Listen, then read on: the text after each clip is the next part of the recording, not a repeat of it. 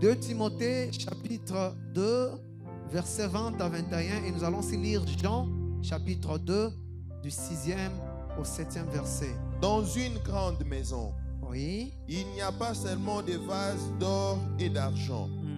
Il y en a aussi des bois et des terres. Vraiment. Les uns sont des vases d'honneur et les autres sont d'un usage vil.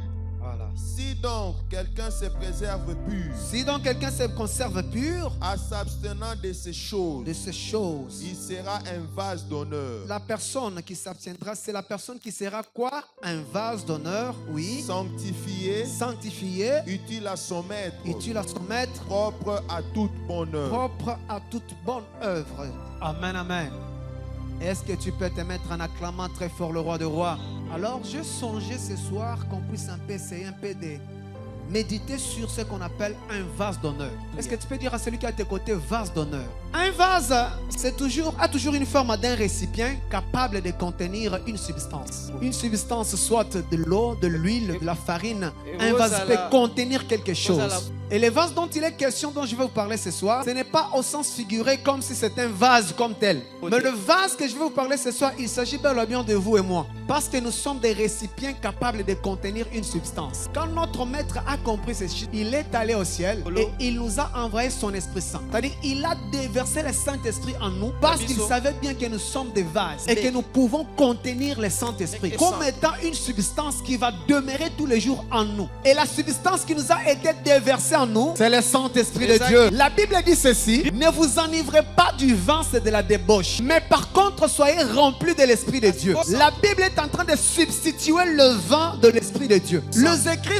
remplacent le vin par le Saint-Esprit. Et cela me pousse à vous affirmer que si on peut déverser le vin dans un récipient qui est la vase, qui est le vase, un chrétien est un vase en qui on doit déverser le Saint-Esprit. Tu es un vase en qui on doit déverser le Saint-Esprit. Mais mon problème n'est pas là-bas. Mon plus grand problème est de connaître le verset qu'on vient de lire, 2 Timothée 2, du 20e verset au 21e verset. La Bible dit ceci: dans une grande maison, il n'y a pas seulement de vases d'or et d'argent, mais il y en a aussi de bois et de terre. Les uns sont des vases d'honneur et les autres sont d'un usage vil. Ici, on est en train de spécifier les qualités, les catégories des vases dans une grande maison. Cela implique à vous dire que dans une maison, nous ne sommes pas de même catégorie. Dans une maison qu'on est en train de dire, il s'agit bel et bien dans l'église du Seigneur, dans la maison de notre Père, dans la maison de notre Dieu. Il n'y a pas seulement des vases d'honneur, il y a aussi des vases de terre, il y a aussi des vases de plastique, de bois. Il y a les uns qui sont des vases d'honneur et les autres sont d'un usage vil.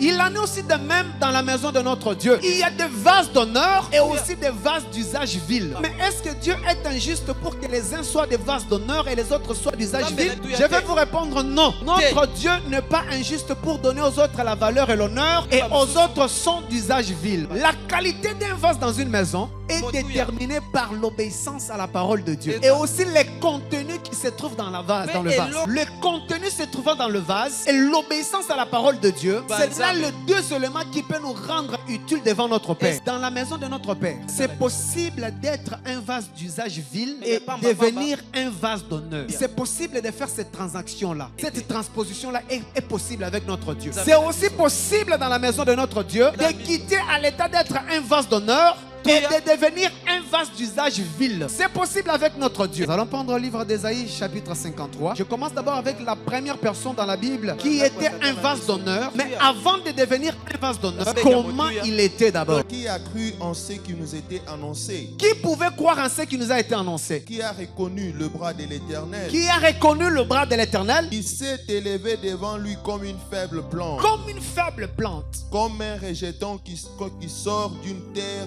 desséchée.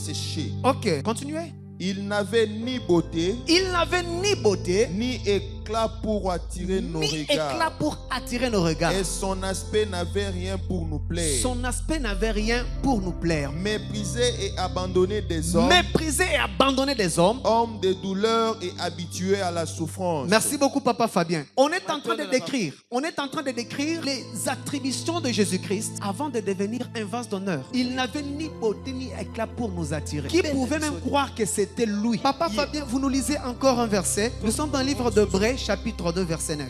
Mais celui qui a été abaissé pour un peu de temps au-dessus des anges, Jésus, nous les voyons couronnés de gloire et d'honneur à cause de la mort qu'il a souffert. Nous le voyons couronné de gloire et d'honneur à cause de quoi? De la mort qu'il a souffert. Quelqu'un qui quitte d'un usage vil, mais on les couronne de gloire et d'honneur à cause de quoi? De la mort qu'elle a souffert. Oui, tu peux continuer. Afin que, par la grâce de Dieu, oui, il souffrit la mort pour tous. Merci beaucoup. Est-ce que tu peux acclamer pour le roi des rois? Celui qui a été rabaissé pour un peu d'état, même en dessous des anges, nous l'avons vu être couronné et honoré à cause de la mort. Maintenant, nous devons chercher c'est quoi la mort pour Christ. Je vais te répondre que la mort pour Christ, c'était l'obéissance à la volonté de Dieu. La volonté de Dieu pour Christ. La mort de Jésus-Christ a fait à ce que Jésus quitte d'un état d'usage vil puisse devenir un vase d'honneur. Dans le plan de Dieu, Dieu voulait sauver l'humanité. Il a fallu qu'il envoie son fils. Le fils qui devrait venir. Dieu lui a donné le pouvoir. Il lui a donné tout ce qu'il avait de précieux. La puissance, le miracle avec lui. Il avait tout de son Père en lui. Raison pour laquelle même la proposition du diable à Jésus pour s'incliner afin de prendre les richesses du monde, Jésus l'a refusé. Parce qu'il savait bel et bien que les richesses qui sont dans ce monde, cela appartient à mon Père et cela est à moi. Mais il y avait une équation cependant. Pour créer le monde, Dieu pouvait justement dire un mot et le monde était existant. Que la lumière soit et la lumière fut. Mais pour sauver le monde, ça ne suffisait pas seulement de dire un mot. Pour sauver le monde, il a fallu qu'il ait le sang qui doit couler. Voilà pourquoi on a toujours dit quelque part qu'il n'y a pas de pardon s'il n'y a pas infusion du sang. La mort de Jésus-Christ était un plan pour sauver l'humanité. Christ a fait sa mission. Raison pour laquelle Jean dans l'île de Patmos, dans le livre de l'Apocalypse, la Bible déclare que Jean est en train de pleurer parce qu'il n'y avait personne qui était digne d'ouvrir les livres de la vie et d'en rompre les 7 sceaux. Tout à coup, une voix vient du ciel. Il lui dit, Jean ne pleure plus. Regarde, le lion de la tribu de Juda est digne de prendre le livre de la vie et d'en rompre les 7 sceaux. Mais quand Jean regarde ce regard pour voir le lion de la tribu de Juda, ce n'est pas le lion qui est sur le trône, mais il remarque que c'est l'agneau immolé de Dieu. La plus grande équation dans la mission de Jésus, c'était l'obéissance jusqu'à la mort de la croix. C'était ça, obéir à la volonté du Père. Raison pour laquelle ce jour-là, dans le jardin de Gethsemane, à la veille de son exécution, la dimension humaine agit en Jésus. Et il a aussi eu crainte. Il a dit, Père, enlève-moi cette coupe. Parce qu'il voulait s'en échapper. Or que dans le plan de Dieu, il a fallu que le sang coule pour qu'il ait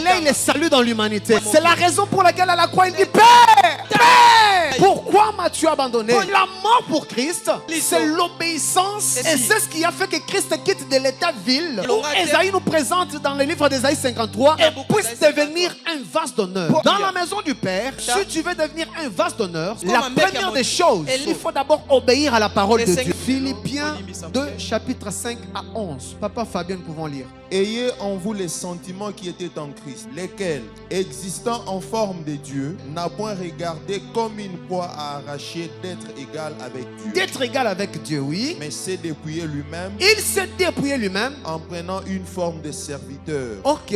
En devenant semblable aux hommes. Devenant semblable aux hommes. Et ayant paru comme un simple homme. Ok.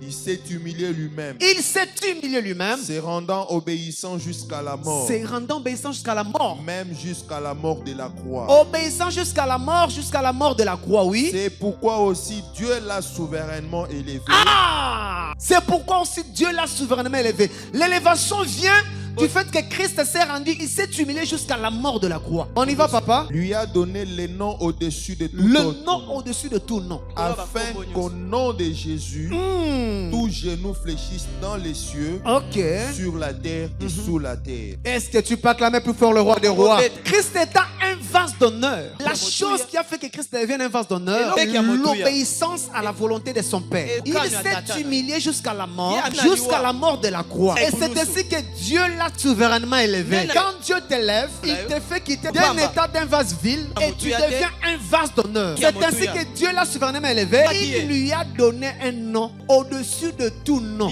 Deuxièmement, je connais dans la Bible un vase qui était d'honneur, mais qui a quitté d'être d'honneur et qui est devenu un vase d'usage vil. Avant qu'on puissions connaître Satan, le diable, il fit un ange qu'on appelait Lucifer. Et c'est lui qui était à la charge de la louange au ciel. Quelle confiance que Dieu lui avait donnée. Il était comme un vase d'honneur. Mais un jour, il a souhaité prendre la place de Dieu. Et Dieu l'a précipité sur la terre. Il a quitté de l'élévation à l'humiliation. Il a quitté d'être un vase d'honneur jusqu'à devenir un vase d'usage vil. La Bible déclare que notre Dieu ne tente pas. Et si quelqu'un est tenté, qu'il ne dit pas que c'est Dieu qui les tente. Un jour, Dieu voit Satan sillonner. C'est lui qui était l'ange Lucifer. Il lui appelle: n'as-tu pas vu mon serviteur Job? Et Dieu qui ne veut jamais tenter un humain, Dieu appelle Satan. Il lui dit: ça c'est un travail que moi je ne peux pas me rabaisser à faire. Je te délègue toi. Tu peux toucher ses richesses, mais ne touche pas sa vie. Ça c'est l'usage vil. C'est lui qui était l'ange au ciel. On a commencé à l'utiliser pour des missions qui ne sont pas d'honneur. Parce que la Bible dit que Dieu ne tente jamais. Dieu fait appel à l'ancien, à l'ex-ange Lucifer pour lui confier une mission vile afin d'aller accomplir. Regardez la finalité d'un vase qui était un vase d'honneur, mais qui devient aujourd'hui un vase d'usage vil. Il a quitté du haut jusqu'à être en bas. Ainsi, je venais de vous dire que l'avantage avec nous dans la maison de notre Dieu, nous pouvons quitter de l'état d'être d'usage vil et devenir un vase d'honneur. Tout comme nous pouvons s'écuter de l'état d'être un vase d'honneur et devenir un vase d'usage vil. Adam dans le jardin d'Éden, il devenait comme un associé du Créateur. Dieu crée, il prend le créature, il les ramène auprès d'Adam. Il dit à Adam: moi j'ai fait ma part, je viens de créer. À toi maintenant de nommer. Je t'informe que les animaux ont été nommés par Adam. Quelle considération, quelle confiance. Adam fit un vase d'honneur. Mais à cause du contraire de l'obéissance, Christ est devenu un vase d'honneur du fait qu'il a obéi. Adam a quitté de l'état d'honneur pour devenir d'usage vil à cause de la désobéissance.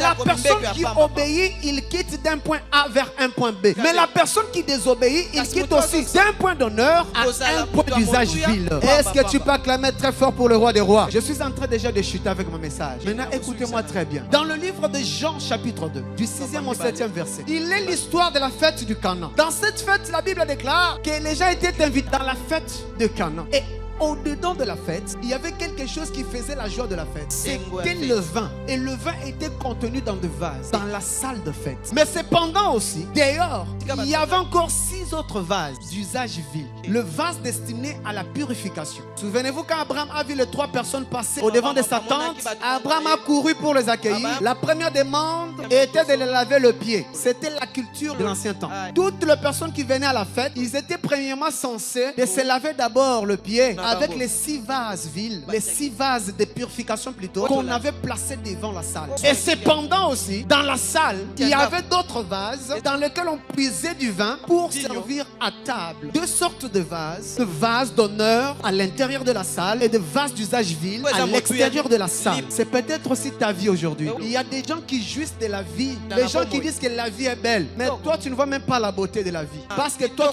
tu n'es pas à l'intérieur de la salle de fête. Ta place est hors la salle de fête. On t'utilise pour d'usage vil. C'est peut-être aussi la vie que tu traverses dans ta famille. Il y a des familles qui sont à l'honneur aujourd'hui. Même si on dit qu'il y a la conjoncture au Congo, je t'assure qu'il y a des familles qui construisent. Il y a des familles qui se marient. Il y a des familles qui se réjouissent. Mais toi, tu ne jouis pas de cela. Pourtant, tu es aussi un humain comme eux. Dans la fête, il y avait 2 sortes de vases. Mais les usages étaient différents. Il y a des vases qu'on utilisait pour le pied et d'autres vases qu'on utilisait pour la bouche. Le vase dans lequel on peut puiser du vin pour boire. Mais cependant, d'autres vases étaient là pour puiser de l'eau, se laver le pied. Ta place peut-être c'est au pied des humains. Ta place aujourd'hui peut être au pied des humains. Ta place n'est pas la bouche. C'est n'importe quel récipient qu'on peut mettre dans la bouche.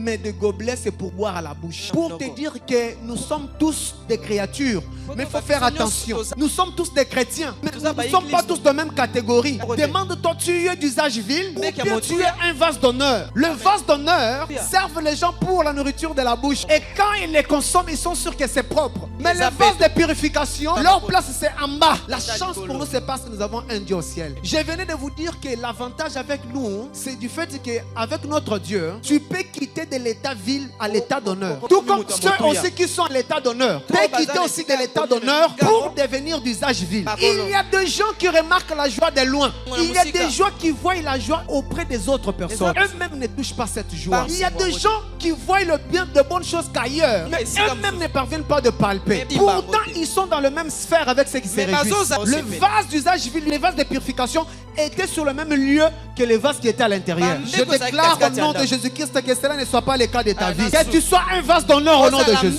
Tu as été créé dans ce monde pour ne pas être fantaisie. Il y a des gens qui sont des fantaisies. Ils sont là, c'est comme s'ils ne sont pas là. Ils vivent comme s'ils ne vivent pas. Parce que leur usage, c'est d'usage vil. Nous avons un Dieu qu'on appelle le maître des temps et des circonstances. Un Dieu qui sait faire toutes choses à son temps. Je viens te dire ce soir, ne regrette pas si tu es un vase d'usage vil. Nous avons un Dieu qui prend du poussière le pauvre, du fumet l'indigent et le fait asseoir avec le grand parce que c'est lui l'Élohim. La Bible déclare dans la fête des Canaan, les vases qui contenaient le vin sont finis. Je venais de vous dire au début, la qualité aussi d'un vase n'est pas seulement déterminée par l'obéissance comme je vous ai démontré avec Christ, mais aussi par les contenus dans le vase. Le contenu détermine aussi la qualité du vase. Le livre de Matthieu chapitre 9 verset 17, on ne met pas du vin nouveau dans de vieilles outres. La qualité aussi de vase est déterminé par les contenus qui est à l'intérieur du vase. Aussi longtemps que le vin était dans ce vase dans la fête, ce vase était valeureux, ce vase était d'honneur.